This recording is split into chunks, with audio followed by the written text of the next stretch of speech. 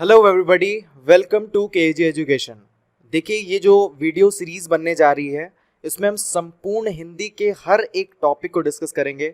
और ख़ास बात ये होगी कि एक वीडियो जो होगा उसी में एक टॉपिक पूरी कंप्लीट कर दी जाएगी, यानी एक टॉपिक एक वीडियो यहीं ख़त्म करो, ठीक है।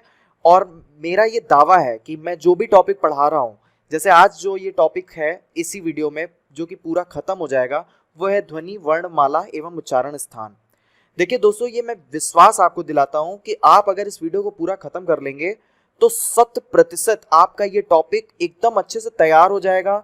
जो कुछ भी चीजें याद करने वाली हैं इसमें, वो भी आपको याद हो जाएगी यहीं पर आपके सामने। और उसकी समझ, हिंदी के इस टॉपिक की आपके अंदर समझ डेवलप होगी। कहीं से भी कोई भी क्वेश्चन आ जाएगा और आप इस टॉपिक का वो आप लगा डालेंगे। और ये हिंदी का ये वो टॉपिक है जो हर एक एग्जाम में, चाहे वो उत्तर प्रदेश दरोगा हो, लेखपाल हो, लोअर पीसीएस हो या फिर कोई भी एग्जाम हो, वहाँ बहुत सारे क्वेश्चन इसी टॉपिक से पूछे जाते हैं। एग्जाम्पल अगर मैं दे दूं, जो अभी रिसेंटली हुआ था युवा कल्याण विकास अधिकारी का, उसमें 6 से 7 क्वेश्चन केवल और केवल इसी टॉपिक से आए थे। तो इसकी महत्ता बहुत ज़्यादा है और अगर आप इस वीडियो को पूरा खत्म करेंगे तो ये मैं विश्वास दिलाता हूँ, ये टॉपिक आपका सबसे फेवरेट और गजब के तरीके से तैयार होने वाला है। तो चलिए बिना देरी किए हुए शुरू करते हैं हम आज के इस टॉपिक को। देखिए, ध्वनि का टॉपिक हमने स्टार्ट करने जा रहे हैं। आपके सामने ये सारी स्क्रीन पर बना हुआ है, ठीक है। जरा सा मैं हाइलाइटर ले लेता हूँ। ओके, देखिए, अगर आप लोग चाहते हैं कि आपको इसकी पीडीएफ मिले और आप सारे नोट्स रेडी चाहते हैं और हमारे चैनल के साथ लगातार वीडियोस का अपडेट चाहते हैं, तो आप हमारे टेलीग्राम ग्रुप केजी एजुकेशन को ज्वाइन कर सकते हैं। लिंक उसका डिस्क्रिप्शन में है। फेसबुक पर भी हमें ज्वाइन कर सकते हैं। अब शुरुआत करते हैं हम वर्णमाला की। देखिए दोस्तों, वर्णमाला क्या है, सबसे पहले आप समझिए। पूरी दुनिया जब डेवलप हुई तो अलग अलग जगह पर अलग अलग लोग रहे और उनमें डेवलपमेंट होता गया। पहले लोग बातें ध्वनि के माध्यम से करते थे, फिर ध्वनियां कुछ क्लियर हुई और उनके कुछ शब्द डिफाइन हुए, ठीक है। वो ध्वनि जो है, ध्वनि को लिखने का तरीका अलग अलग देशों में अलग अलग तरीके का था। तो यानी अगर मैं कहूं कि ये ध्वनि को अगर मैं रिप्रेजेंट कर दूं, मैं लिख दूं कॉपी पेन में, कॉपी पेन लेकर मैं ध्वनि को लिख दूं, तो उस ध्वनि को क्या बोलेंगे? वर्ण बोलेंगे। यानी अगर मैं बोलूं हिंदी भाषा की सबसे छोटी इकाई क्या है, तो वो आप क्या बोलेंगे? वो है वर्ण। यानी ध्वनि को हमने पहला उसका फॉर्म लिखित रूप में किया और वो वर्ण बन गया। और वर्ण जो है, जैसे क, ख, ग, अ, ये सब क्या है? वर्ण है। इन वर्णों को मिलाकर हमने फिर क्या बनाए भाई? शब्द बनाए। और इन शब्दों का जो एक मीनिंगफुल एक स्ट्रक्चर, मीनिंगफुल समूह किया हमने, शब्दों को पिरोया और उसको जोड़ते हुए एक मीनिंगफुल, जहां से कुछ अर्थ निकले, वैसे फॉर्म में जब हमने शब्दों के समूहों को रखा तो उस समूह को क्या कहा हमने? वाक्य कहा। देखिए दोस्त, ध्वनि जो है ना, वो अमेरिकन लोग अगर इंच लिखना चाहते हैं, इंच, तो वो कैसे लिखेंगे? इंच एक ध्वनि है। अगर आप जरा सपोज करिए ये ध्वनि है इंच, ठीक है, तो इंच को अगर अमेरिकन को लिखना होगा तो वो लिखेंगे INCH, ठीक है। और अगर हम हिंदी भाषी लोग लिखेंगे तो हमने क्या लिखा? छोटी, उसके ऊपर बिंदी और चा, इंच। तो ध्वनि का जब हमने चिन्हित रूप कर दिया तो वो क्या बन गया? वर्ण। तो यहां पर देखिए नेक्स्ट लाइन लिखा हुआ है, ध्वनि का जो लिखित रूप है वो वर्ण है और इस वर्ण को कभी कभी ध्वनि चिन्ह भी कहा जाता है। डिफिनेशन देख लीजिए, वर्ण उस मूल ध्वनि को कहते हैं जिसका खंड ना हो। यानी कोई भी ध्वनि है उसका खंड नहीं कर सकते आप। जैसे कि अगर मैं वर्ण की बात करूं तो वर्ण को हम अक्षर बोलते हैं और अक्षर का मतलब क्या हो गया? अक्षर, यानी जिसका क्षरण ना हो, अक्षर यानी जिसका क्षरण ना हो, जिसको तोड़ा ना जा सके, वो है वर्ण। जैसे आ, बड़ी ई, चा, ई, मतलब पूरा जो आपने आ ई बचपन में काका काका पढ़ा था, वो क्या है? वो हमारा वर्ण है। उसको हम बीच में ब्रेक नहीं कर सकते, ठीक है। अब जैसे यहाँ एक शब्द मैंने लिखा माता। अब देखिए, माता को हमने तोड़ दिया माँ और ता में, ठीक है, तो हमने इसको तोड़ दिया, लेकिन क्या हम आ, ई, चा, का, पा ये सब तोड़ सकते हैं? नहीं तोड़ सकते हैं। तो ये क्या कहलाएंगे? वर्ण कहलाएंगे। समझ में आ गया? आगे बढ़ते हैं नेक्स्ट लेक्चर में। देखिए, अब आपको ये समझ में आ गया कि भाई हमने ध्वनि को वर्ण हिंदी में लिखा तो वो एक स्टाइल से लिखा, सारी ध्वनियों को, उसको वर्ण कहते हैं। तो आपके दिमाग में आ रहा होगा आखिर हिंदी में कितने वर्ण हैं? हिंदी से पहले की भाषा है संस्कृत। संस्कृत के अपने कुछ अलग वर्ण थे, हिंदी के कुछ अलग वर्ण हैं। कुछ भाषाएं हमने, कुछ शब्द जो है वो हमने संस्कृत से ले लिए हैं, तो उसको हमने क्या बोला है? तत्सम शब्द, ठीक है। आपको तत्सम तद्भव भी मैं पढ़ाऊंगा। अभी बस इतना जानिए, संस्कृत के कुछ वर्डों का प्रयोग हमने हिंदी में भी कर लिया है। इस तरह से संस्कृत के कुछ ऐसे शब्द हैं, कुछ ऐसे वर्ण भी हैं जो हमने हिंदी में ले लिए हैं, उसको हिंदी में उसकी उपस्थिति दर्ज हो चुकी है। तो ऐसे कुल मिलाकर टोटल हिंदी के खुद के और एक दो दो चार जो संस्कृत के हैं, ऐसे मिलाकर टोटल जो हमने स्ट्रक्चर बनाया हिंदी का लिखने का, वो कितना हो गया? 52 वर्ण। समझ में आ गया? टोटल कितने वर्ण है? 52 वर्ण। अब इन 52 वर्णों के जो उच्चारण समूह है, जैसे जो भी स्वर है, व्यंजन है, अंतस्थ है, ऊष्म है, ये सभी चीजें अभी हम आपको सब कुछ क्लियर करने वाले हैं। इन सभी का जो समूह, उच्चारण समूह है, उसको हमने क्या नाम दिया? वर्णमाला नाम दिया। याद रखना, ये मूलतः 52 वर्ण है और उन्हीं से हमने क्या बनाया? वर्णमाला बनाया। ठीक है। अब देखो स्वर क्या होता है। स्वर होता है, आप बचपन से पढ़ते चले आ रहे हो, आ ई उ री, ए ओ औ। देखिए ये जो री है ना, ये री भी, इसका भी जो हिंदी में प्रयोग है वो बहुत ही छोटा रह गया है, धीरे धीरे परिष्कृत होती चली जा रही है। कई लोग स्वर के समूह में री भी लिखते हैं, ला के नीचे ऐसे ला रहेगा, ला के नीचे री की मात्रा री, लेकिन पहले यूज होता था हिंदी में, लेकिन अभी उसको हटा दिया गया है। वो संस्कृत का, प्योर संस्कृत का फॉर्म है, इसलिए वो हिंदी में उसका कोई प्रयोग नहीं है और होता भी नहीं है कहीं पे। तो री को भी अभी हम ले रहे हैं और क्या पता आगे 100 साल बाद ये री भी खत्म हो जाए। तो अभी के लिए जो अभी का डेटा है मैं वो बता रहा हूँ कि अ से लेकर री तक, ए से लेकर औ तक, यानी ए ओ औ, इस तरह से टोटल हिंदी के अगर कोई स्वर पूछे कि बताओ भाई हिंदी में स्वर कितने हैं, तो क्या बताएंगे आप? 11। लेकिन बचपन में हम क्या पढ़ते थे? बचपन में हम पढ़ते थे अ आ इ उ री, ए ओ औ, अंग आहा, ये स्वर हम लिखते थे ना। लेकिन वो बचपन की बात थी। कंपटीशन लेवल पे हम उसको डिफाइन करते हैं कि ये जो अंग और आहा है, ये हटा क्यों दिया गया, ये स्वर क्यों नहीं है, इन सभी को भी हम आगे डिस्कस करेंगे। और अभी के लिए बस आप इतना जानो, इसी वीडियो में आपका सब क्लियर होगा पूरी तरीके से। बस हम एक स्टेप से क्लियर करना चाहते हैं कि इन जो स्वर है अंग और आहा, इसको हमने यहाँ पर क्या नाम दिया है? आयोग वाह।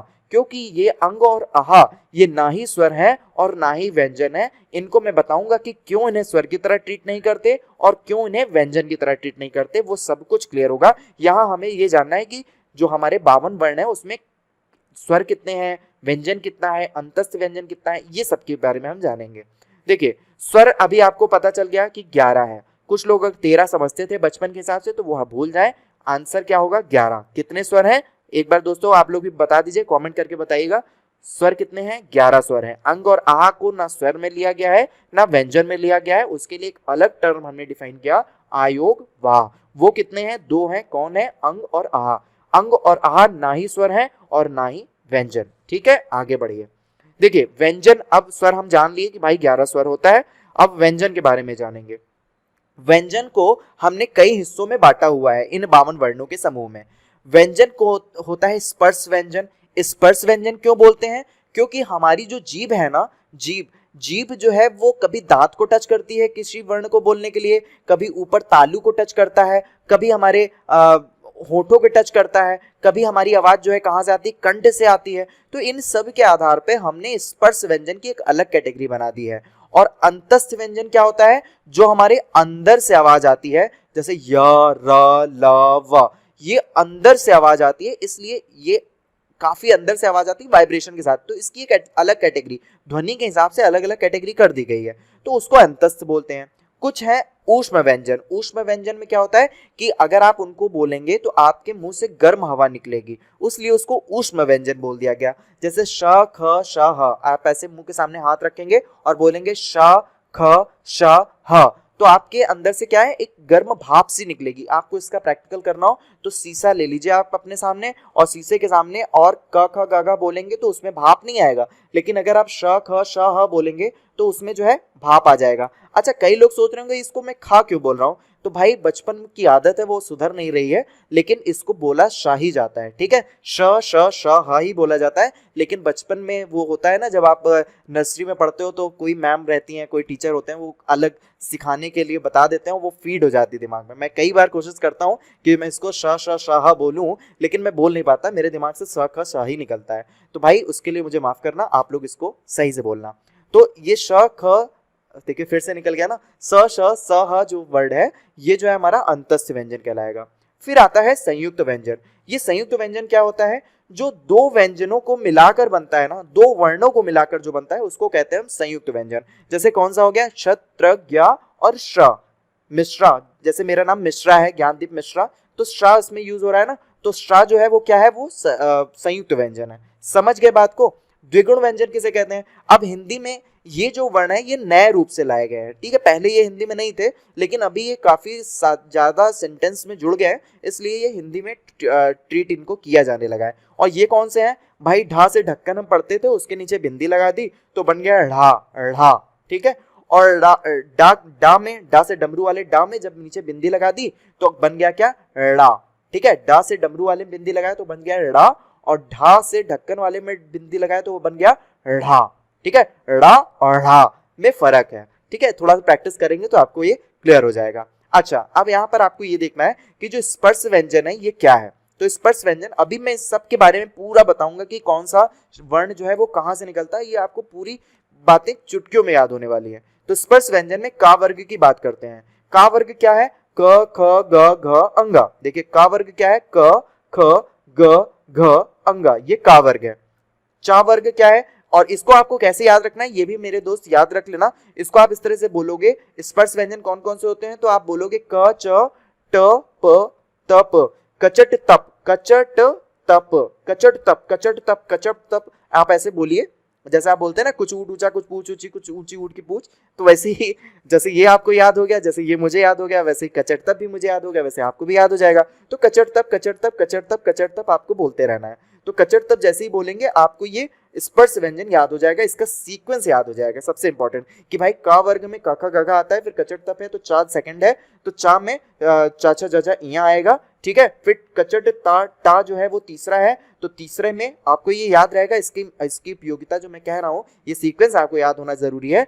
यही हमारी ट्रिक होगी जो मैं आपको बताऊंगा कि चरण स्थान हमारी कहाँ से कौन से निकलती है।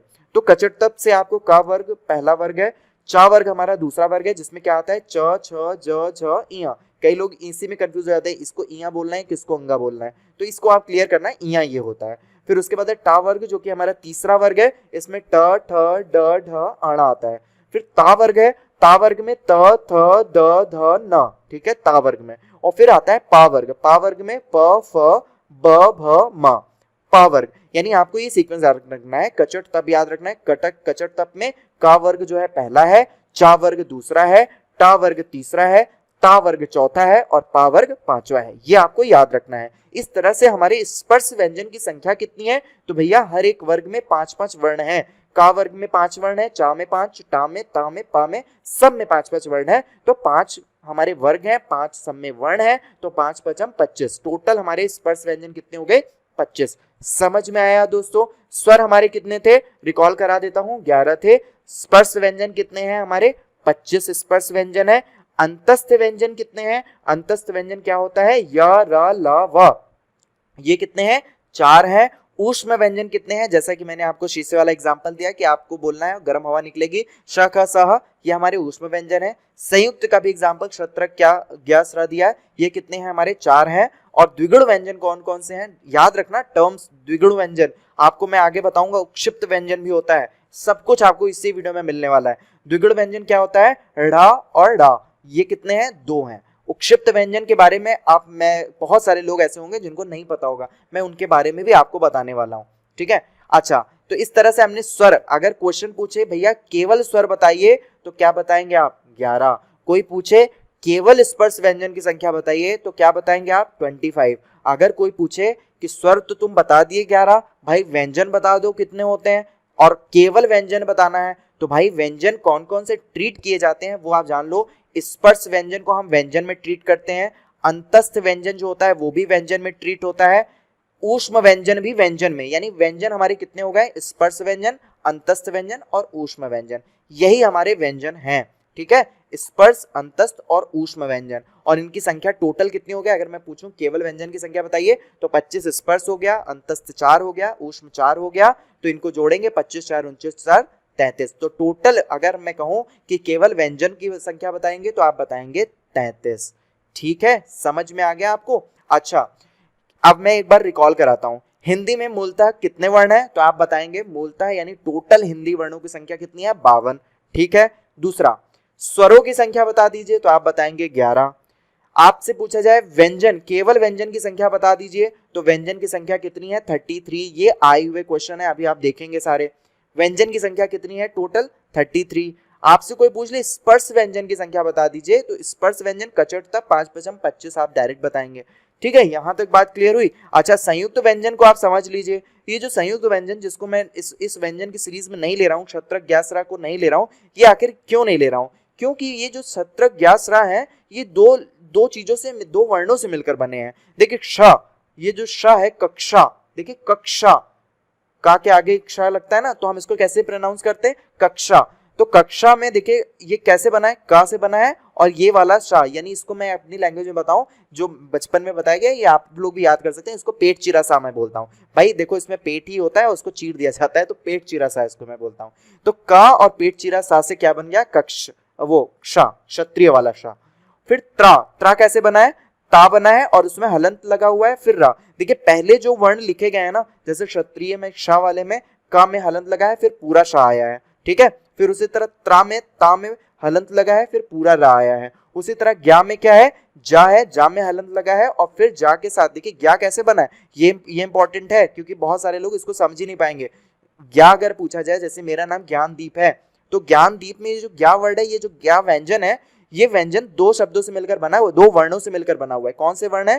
पहला तो जा वर्ण है, जो कि हलंत है, आधा लिया गया है, और दूसरा जो पूरा पूरा वर्ण लिया गया है वो क्या है? इया। ठीक है, जा और इया से ये व्यंजन लिया गया है। और दोस्तों मैं आपको थोड़ा सा एक बात बताता हूँ, बचपन में जब वो राशिफल आता है ना, जिसमें लिखा रहता है आ ई ऊ से ये फलाना राशि होंगे, फिर मा मी मू से ये फलाना राशि, तो मैं बचपन में देखा करता था कि ज्ञा मुझे मिलता ही नहीं था।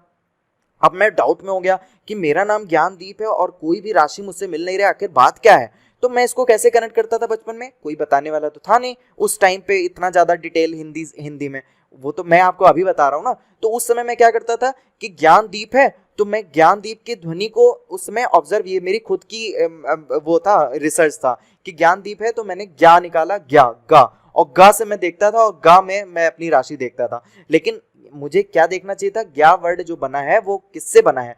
तो वो बना है जा और यहाँ से, यानी मुझे जा देखूंगा, यानी राशिफल में मुझे जा देखना होगा, और वहां से मुझे राशि निकालनी होगी। लेकिन बाद में धीरे धीरे जब मैं बड़ा हुआ, तब मुझे पता चला कि एक्चुअल में राशि तो आपके जन्म पत्रिका के आधार पर बनती है, उसके आधार पर आपकी राशि देखी जाती है। तो ये एक छोटी सी एक आपको इंसिडेंट बता रहा हूँ कि कैसे ये चीजें हमारे दैनिक जीवन में भी काम आती हैं। तो ज्ञा आप आगे आने वाले लोगों को भी बताएंगे कि ज्ञा से किससे बना है? जा और यहाँ से मिलकर बना है ज्ञा।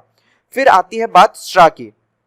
देखिए ये जो श्रा वर्ड है, श्रा, ये सीटी वाला सा है, ये शलजम वाला सा जिसको बोलते हैं, शलजम वाला सा है और रा है। ठीक है, यहां तक आपको क्लियर हो जाएगा, ये शलजम वाला सा है और रा है। अच्छा, मैं हाइलाइटर का कलर चेंज कर दूं क्या, आप लोग कह रहे हैं?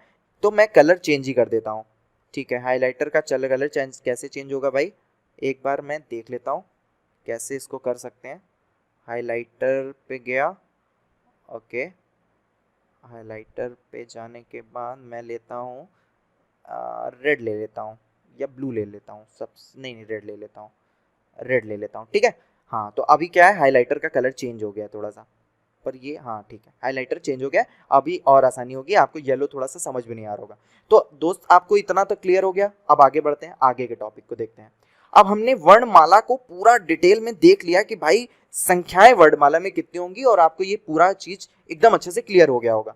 अब हम बात करेंगे स्वरों की, स्वरों की। ठीक है, ये जो हमने वर्णमाला बनाई, इसमें स्वर कौन कौन से हैं, उनके अंदर हम घुसेंगे। अब देखिए स्वर में क्या है, स्वतंत्र रूप से बोले जाने वर्ण क्या कहलाते हैं, हमारे स्वर कहलाते हैं। ठीक है, स्वतंत्र रूप से बोले जाने वाले वर्ण हमारे क्या कहलाते हैं, स्वर। ये बात आपको याद रखनी है भाई, ये स्वतंत्र रूप से बोले जाते हैं, यानी इनको हम ब्रेक नहीं कर सकते। जैसे आ को हम ब्रेक नहीं कर सकते, आ बड़ा आ, छोटी ई, बड़ी ई, ये कहीं से बने नहीं है, ये कहीं से हमने किसी से उधार नहीं लिया, किसी से ध्वनि, ये इनके खुद के हैं। ठीक है, उ, अभी आपको पूरा क्लियर होगा, उ री ए ओ, ऐसे कितने स्वर हो गए हमारे, 11। ये तो आपको यहाँ तक क्लियर है। स्वर के प्रकार की बात कर लेते हैं। तो ये जो स्वर है ना, ये आ से लेकर औ तक के जो स्वर हैं, इनको 3 हिस्सों में बांट दिया गया है। पहला है ह्रस्व स्वर, यानी देखो यहाँ पे मैच ही हो गया, इसको मुझे येलो ही लेना सही था, मैं एक बार येलो ले लेता हूँ। ठीक है, थोड़ी सी आपको तकलीफ हो रही है, I am sorry for that, बहुत बहुत मुझे माफ़ करिए, मुझे हिंदी पढ़ा रहा हूँ तो मुझे हिंदी में ही बोलना चाहिए, तो उसके लिए मुझे आप क्षमा करिएगा। और मैं येलो ले लेता हूं फिर से अपना हाइलाइटर। देखिए पहला कौन सा स्वर है, ह्रस्व स्वर कहलाता है, यानी छोटा स्वर। फिर दूसरा स्वर का प्रकार क्या है, दीर्घ स्वर, और तीसरा क्या है, प्लुत स्वर। यानी स्वरों का प्रकार क्या है, ह्रस्व स्वर, दीर्घ स्वर और प्लुत स्वर। ठीक है, यहां तक बात समझ में आई। ह्रस्व स्वर में क्या है, छोटा आ, छोटी ई, छोटा ऊ और री, ऐसे कितने ह्रस्व स्वर हो गए, ये क्वेश्चन पूछा जाता है। तो ऐसे ह्रस्व स्वरों की संख्या कितनी है, 4, यानी ह्रस्व स्वर कितने हैं, 4 ह्रस्व स्वर हैं, आ ई उ री। ठीक है, और इन ह्रस्व स्वरों को एक मात्रिक भी बोला जाता है। देखिए हिंदी साहित्य में अगर आपने 9th 10th अगर आपने हिंदी पढ़ा होगा तो वहां पे आपने देखा होगा लघु गुरु मात्राएं होती थी। तो याद रखना, जो आ ई उ और री की मात्रा होती थी उसको हम लघु में करते थे, और लघु मात्रा एक मात्रा होती थी, और जो गुरु मात्रा यानी दीर्घ मात्रा होती थी वो 2 मात्रा होती थी। तो वही चीज को यहाँ पे आप कनेक्ट करना कि जो ह्रस्व स्वर होता है आ ई उ और री, ये लघु मात्राएं होती हैं और इसको एक मात्रिक बोलते हैं। ठीक है, ये बात आपको याद रहेगा। एक मात्रिक किसको बोलते हैं भाई, ह्रस्व स्वर को बोलते हैं। और इनको बोलने में भी तो कम समय लगता है, अ। ठीक है, बोलने में कम समय लगा कि नहीं। अगर मैं बड़ा आ से आम वाला बोलूं, देखो अमरूद वाला अ अ अ अ, देखो हो गया। आम वाला आ अ आ अ आ ई उ ऊ। बचपन में ऐसे ही पढ़ते थे हम लोग, याद करो, सब एकदम बच्चों की तरह से हम सीख रहे हैं हिंदी को। बचपन में कैसे बोलते थे, अ आ ई उ ऊ, इसी तरह बोलते थे ना। तो उसी तरह से इसमें क्या लगता है, बोलने में भाई बहुत कम समय लगता है। दीर्घ स्वर में बात कर लेते हैं। तो ह्रस्व स्वर में हमारे कितने पहले थे, 4 वर्ण होते थे। दीर्घ स्वर में कितने वर्ण हैं, तो वो है बड़ा आ, छोटा बड़ा ई, बड़ा ऊ, ए ओ औ। ये दीर्घ में कितने टोटल हैं, टोटल है 7 वर्ण। दीर्घ स्वरों की संख्या कितनी है, 7 है। अब इसमें क्या होता है, जैसे उसमें ह्रस्व में एक मात्रिक होता था, दीर्घ हमारा क्या हो जाएगा, द्विमात्रिक हो जाएगा। और इसमें ह्रस्व से क्या लगेगा, दुगना समय लगेगा। बात समझ गए, दीर्घ स्वर में ह्रस्व से दुगना स्वर समय लगेगा। इन दीर्घ स्वर के भी 2 प्रकार होते हैं, अभी वो नेक्स्ट स्लाइड में मैं आपको डिस्कस करने वाला हूं। फिर तीसरा जो स्वर का हिस्सा है वो है प्लुत स्वर का हिस्सा। ये जो प्लुत स्वर है, ये जो है बेसिकली संस्कृत का था, लेकिन आज भी कई जगह पे हिंदी का प्रयोग होता है, इसलिए इसको हम बस यहाँ पे मैं बता दे रहा हूँ, बाकी ये हिंदी में इसका यूज नहीं है। ठीक है, तो ओम, प्लुत स्वर कौन से है, ओम। और इसको हिंदी में लिखने का कोई मैंने तरीका बताया क्या, अभी वर्णमाला में नहीं बताया ना। तो इसके लिए हमने क्या किया भाई, अब डिफाइन करना है प्लुत स्वर को, तो हमने हिंदी के लिए इसका तरीका निकाला कि भाई किसी भी शब्द में जिसमें 3 गुना समय लगे और जिसकी मात्रा 3 हो, उसको दिखाने के लिए हम प्लुत स्वर का प्रयोग करेंगे। अब हम सोच रहे हैं कि भाई हमारे पास तो कोई वर्ण ही नहीं है कि हम कैसे डिफाइन करें प्लुत स्वर को लिखने के लिए। तो हम इसके लिए क्या करते हैं कि ओम लिखना है। ओम में हमें प्लुत स्वर, देखो छोटा आ से आना, आम वाला हमने अ बोला, बड़ा आ से आम वाला आ बोला, और ओम बोलते समय ओम थोड़ा ज्यादा समय लिया, तो इसमें भाई 3 गुना समय, ह्रस्व से 3 गुना समय इसमें लगता है, त्रिमात्रिक है। और इसको दिखाने के लिए हम क्या करते हैं, ये 3 लिख देते हैं बीच में, त्रिमात्रिक है इसलिए हमने क्या लिखा, 3। त्रिमात्रिक के कारण कह लीजिए या फिर ये कह लीजिए कि 3 गुना समय लगता है, इस कारण से हमने 3 लिख दिया। तो हमने कुछ दिखाने के लिए, कुछ रिप्रेजेंट करने के लिए कुछ चिन्ह तो था नहीं, तो हमने ऐसे बना दिया। और फिर उसके बाद क्या है, राउम। राउम आप इसको पढ़ रहे हैं, राउम नहीं है। देखो राम जो है ना, राम जी हम लोग बोलते हैं ना, तो हम क्या बोलते हैं, हे राम। गांधी जी कैसे बोलते थे, हे राम। तो ये जो राम वर्ड लिया गया है ना, वो वहीं से लिया गया है। तो रा के आगे हमने 3 लगा दिया, क्योंकि 3 गुना समय है। हम राम ऐसे नहीं बोलते, राम राम नहीं बोलते ना, राम राम। तो राम में हम शब्द को एम्फसाइज करके, थोड़ा एम्फसाइज फिर बोल रहा हूं, मैं हिंदी पढ़ा रहा हूं तो हिंदी बोलना चाहिए मुझे, खैर। तो हम राम को वो जो जोड़ देते हैं ना, तो जोड़ देने के लिए हम उसको देर तक ताकि बोल सकें, तो उसके लिए हम 3 लगा देते हैं और वो आ जाता है हमारा प्लुत स्वर में। तो आई होप आपको ये प्लुत स्वर की भी कहानी समझ में आ गई होगी। अब हम पढ़ेंगे कि जो दीर्घ स्वर होता है इसके भी 2 प्रकार हैं। इस दीर्घ स्वर के 2 प्रकार हैं, वो हम नेक्स्ट स्लाइड में डिस्कस करने जा रहे हैं। तो देखो यहां तक हम लोगों ने सब पढ़ लिया, स्वर के प्रकार, ह्रस्व दीर्घ प्लुत। अब दीर्घ को जो है ना, दीर्घ को, ये जो दीर्घ वाला हिस्सा है, इसको 2 भागों में बांटा गया, मूल दीर्घ स्वर और संयुक्त स्वर। ठीक है, आप खुद ही समझ जाओगे। देखो दीर्घ स्वर में टोटल 7 वर्ण होते थे, ह्रस्व स्वर में 4 वर्ण होते थे। अब और इस मूल दीर्घ स्वर को जब हमने तोड़ा, तो मूल दीर्घ स्वर कितने हो गए, 3, और टोटल 7 होते थे दीर्घ स्वर। तो ये संयुक्त स्वर कितने हैं, 4। ठीक है, तो अब देखो मूल दीर्घ स्वर कौन से हैं, बड़ा आ, बड़ी ई, बड़ा ऊ, ये सब क्या है, मूल दीर्घ स्वर हैं। और मूल दीर्घ स्वर में हमने कहा था ना, दुगना समय लगता है, ये द्विमात्रिक होते हैं। तो देखो ये 2 छोटे ह्रस्व स्वरों से मिलकर बने होते हैं। आ और आ मिलाया तो बन गया बड़ा आ, दीर्घ स्वर बन गया। छोटी ई जो कि हस्व स्वर था उसको मिलाया तो क्या बन गया, बड़ी ई बन गया। छोटा ऊ मिलाया तो हमारा क्या बन गया, बड़ा ऊ बन गया। उसी तरह अब यहाँ पर देखो संयुक्त स्वर में क्या होता है, ए बनाना है, ए जो है दो शब्दों से मिलकर, दो वर्णों से मिलकर बना है। दो वर्ण कौन कौन से हैं, छोटा आ छोटी ई। याद रखना है दोस्त, ये क्वेश्चन पूछा जाता है कि ए किससे मिलकर बना है, किन वर्णों से मिलकर बना है। ऑप्शंस आपके सामने रहेंगे, नहीं आता रहेगा तो आप गलत कर दोगे। और मेरा जो, अगर आप मुझसे यहाँ पर पढ़ रहे हो तो मैं चाहता हूं कि आपको 100 में 100 जितने नंबर का पेपर हो 100% ले आना है। 25 नंबर का अगर 25 क्वेश्चन आते हैं तो 25 में 25, चलो मैं 24 मान लेता हूँ, एक दो उधर साहित्य हित का भी आ जाता है तो वो मैं छोड़ देता हूँ, लेकिन यहाँ से तो आपको 100% वर्ण आ जाए तो आपको पूरा करना है। और मैं सब कुछ इसमें पढ़ा रहा हूँ, इसलिए वर्ण से कहीं से जाना नहीं चाहिए। तो आप भी जो है इसको याद करते चलो। ए जो है बना है आ और ई से। ए किससे बना है, ए बना है छोटा आ और ए से। याद रखना, ए कैसे बना है, छोटा आ लगाया और ए लगाया। ठीक है, देखो छोटा आ सब में लगा हुआ है। ओ कैसे बना, इसमें भी छोटा आ लगाएंगे और क्या लगा देंगे, ऊ लगा देंगे। ओ कैसे बना है, आ ऊ औ औ ओ बन जाएगा अपने आप। तो ये दो शब्दों से, दो वर्णों से मिलकर बना हुआ है। औ कैसे है, औ भी दो वर्ण से, आ से बना है और बड़ा ओ लगा देंगे तो औ बन जाएगा। तो समझ गए संयुक्त स्वर क्यों बोलते हैं, ये भी आपको समझ में आ गया होगा। ये संयुक्त स्वर होते हैं। संयुक्त व्यंजन तो मैंने आपको बता ही दिया है, श्रत त्र ज्ञ और श्र। ठीक है, तो आगे देखिए, अब हम बात करेंगे आयोगवाद। जो मैंने बताया था कि बचपन में हम स्वर में तो अंग आहा को गिनते हैं, अभी क्यों नहीं गिन रहे हैं, अब आप समझिए। स्वर की मैंने डेफिनेशन बताई थी बच्चों, आप लोगों को याद होगा। अच्छा, बच्चों कह दिया तो आप लोग बुरा मान गए, मैं भी तो आप ही के बराबर का हूं। चलो फ्लो में निकल गया। खैर, आयोगवाह क्या होता है, अंग और आहा ये स्वतंत्र रूप में नहीं है। आयोगवाह हमारे क्या है, स्वतंत्र रूप में नहीं है। और मैंने क्या बताया था कि जो स्वर होते हैं वो क्या होते हैं, वो स्वतंत्र रूप से होते हैं, वो किसी से बन के नहीं आते हैं। अब जैसे अगर मैं आपको एक बात बताऊं, जैसे कहते हैं ना, ये देखिए मैं आपको एक चीज बताता हूं। जैसे मैं अगर का लिख रहा हूं, का, तो मैं का कैसे लिख सकता हूं पता है, का स्वतंत्र नहीं है। का जो है अपना हलंत लगा के आएगा और फिर उसके बाद आ का यूज करेगा ही करेगा। देखो का, देखो मैं का बोल रहा हूं लेकिन आ की भी ध्वनि निकल रही है, मतलब स्वतंत्र रूप से ये चीज नहीं है। तो व्यंजन हमारे स्वतंत्र नहीं है, लेकिन हमारे स्वर क्या है, वो स्वतंत्र हैं। ठीक है, मैं हाइलाइटर फिर से ले लेता हूं अपना।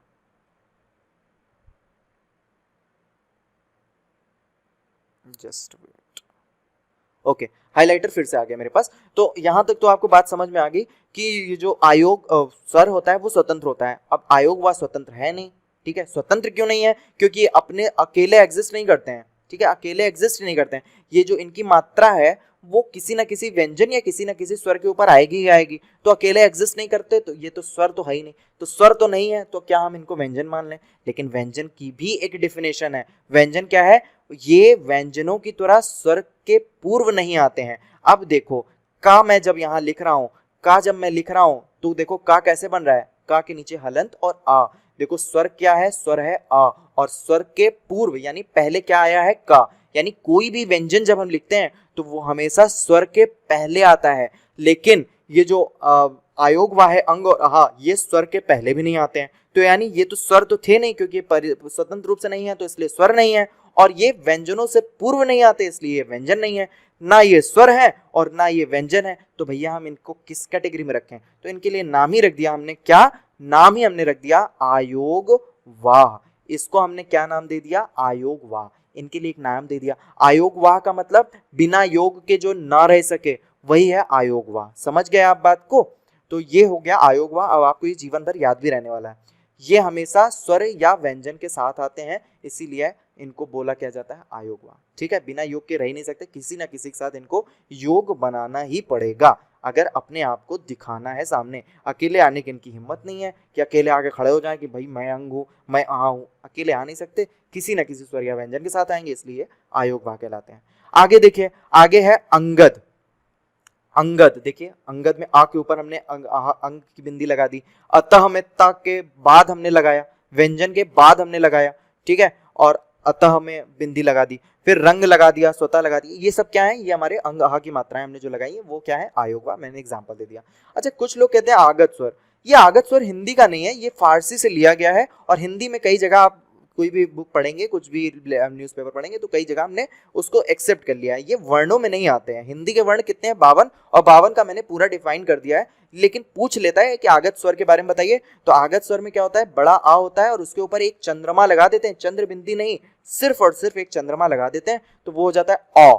क्या हो जाता है? औ। आप भी मेरे साथ बोलेंगे क्या? औ। समझ में आया? मजा आ रहा है? ठीक है। अब ये कहां पे हमने यूज किया? डॉक्टर में यूज किया। ठीक है, डॉ, और डॉक्टर में क्या लिखा है? डॉ, ऑ लगा दिया। उसी तरह टॉफी में हमने लगाया टॉ, यानी ऑ, टॉफी में भी हमने लगा दिया। ये बेसिकली कहां से लिए गए? फारसी से लिए गए। तो ये बात आपको समझ में आ गई होगी। आगे बढ़ते हैं। अब जो मेन टॉपिक है, जहां से क्वेश्चन सबसे ज्यादा पूछे जाते हैं, अभी हमने बताया कि हिंदी वर्णमाला के बारे में बता दिया भाई, नंबर्स के बारे में कि कौन से कितने नंबर्स हैं। अब हम बात करेंगे वर्णों का उच्चारण स्थल। ये अगर आपने तैयार कर लिया तो समझ लीजिए सब तैयार हो गया। और इसके लिए अभी तक अगर आप सीरियसली पढ़ के आ रहे होंगे तो आप लोग आप वर्णों का उच्चारण स्थल समझिए, और जो मैंने आपको बताया है बस उसको रिकॉल करिए। मैंने आपको सबसे पहले क्या बताया था कि आपको वर्णों के स्पर्श व्यंजन को कैसे याद करना है, वो आपको याद करना है कचट तप। कचट तप में ये जो देखिए, मैं लिखते हुए चलता हूं, मैं आपके सामने सिर्फ बोलूंगा नहीं। कचट तप में ये जो का आता है, ये हमारा क्या है? पहला वर्ण है। ठीक है, पहला वर्ग है कचट तप। इसका सीक्वेंस क्या है? पहला है। फिर दूसरा था क च, चा के सीक्वेंस क्या है? दूसरा है। फिर टा है, टा का सीक्वेंस क्या है? तीसरा है। फिर ता है, ता का सीक्वेंस क्या है? चौथा है। फिर पा है, और पा का सीक्वेंस क्या है? पांचवा है। कचट तप बोलते जाएंगे, आपको ये याद हो जाएगा। और इनका सीक्वेंस का के साथ पहला सीक्वेंस, चा के साथ दूसरा, टा के साथ तीसरा, ता के साथ चौथा, पा के साथ पांचवा। पा पांच, पा पांच, ता चार, ट तीन, और चा दो, और का एक। इस तरह आप याद कर लो सीक्वेंस। पहली चीज आपको याद हो जाएगी। ये मैं आपको बता रहा हूँ कि कैसे आपको बताना है। ठीक, कचट तप का सीक्वेंस याद करना है। अब देखो यहाँ पे ये भाई साहब जो है ये कुछ बोलने की कोशिश कर रहे हैं। अब ये भाई साहब जब कुछ बोलेंगे, या फिर आप या हम कुछ बोलेंगे, लगातार जो मैं बोल रहा हूँ, ये आवाज आ कहाँ से रही है? ये आवाज सांस से आ रही है। और सांस सबसे पहले कहाँ आएगी भाई? फेफड़े के थ्रू आएगी। और फेफड़े से कहाँ आ रही है? सबसे पहले ये सांस कहाँ जा रही है? कंठ में आ रही है। तो सबसे पहले जो ध्वनि निकलेगी, पहली ध्वनि, वो कहाँ से निकलेगी? कंठ से निकलेगी। तो कंठ का भी सीक्वेंस क्या हो गया भाई? पहला हो गया। बस आपको समझते चलना है। सबसे पहली ध्वनि किससे निकली? कंठ से निकली, तो इसका सीक्वेंस हो गया पहला। अब फिर से आप कह रहे होंगे हिंदी पढ़ा रहे हो सर और सीक्वेंस यूज कर रहे हो, तो सीक्वेंस आप यार थोड़ा चला लो यार। वैसे भी कहाँ हिंदी कभी बोलते हैं, मतलब बोलना चाहिए पर कभी कभी याद रख लो। ठीक है, तो कंठ से हवा निकली, तो ये पहला सीक्वेंस हो गया। ठीक है, दूसरा सीक्वेंस, अब कंठ से हवा जब निकलती है, देखो हवा ऐसे जाएगी, जब कंठ से बाहर निकलेगी तो ऊपर जो तालू है ना, तालू पे टकराएगी हवा। तो ये जो हवा है ऐसे जाएगी, पड़ाक से तालू पे टकराएगी हवा। तो तालू से हवा निकलेगी सेकंड नंबर पे, तो इसका सीक्वेंस क्या हो गया? Second sequence. समझ गए? अभी दोनों सीक्वेंस को, कचट तप का सीक्वेंस और इसका सीक्वेंस मैच करेंगे और हमें चुटकियों में सारे सब कुछ याद होने वाला है। तो तालू पे लड़ी, तो ये सेकंड सीक्वेंस आ गया। तालू से हवा जब आगे बढ़ेगी, तो तालू के सहारे आप अपने जीभ ऐसे टच करते हुए ले आओ, तालू के सहारे आगे गए तो दांत और तालू के बीच का जो हिस्सा है, दांत के ऊपर वाला दांत है ना, ऊपर वाले दांत के जो बीच का हिस्सा है, यहाँ वाला हिस्सा, ये क्या कहलाएगी? ये कहलाएगी हमारी मूर्धा। इसी को कहते हैं मूर्धा। और इसका सीक्वेंस क्या है? तीसरा। पहला सीक्वेंस कंठ था, दूसरा सीक्वेंस तालु है, तीसरा सीक्वेंस क्या है? मूर्धा है। और फिर मूर्धा से नीचे आए हम मूर्धा से नीचे आए, तो मूर्धा से नीचे आएंगे तो हम किस पे आ रहे हैं?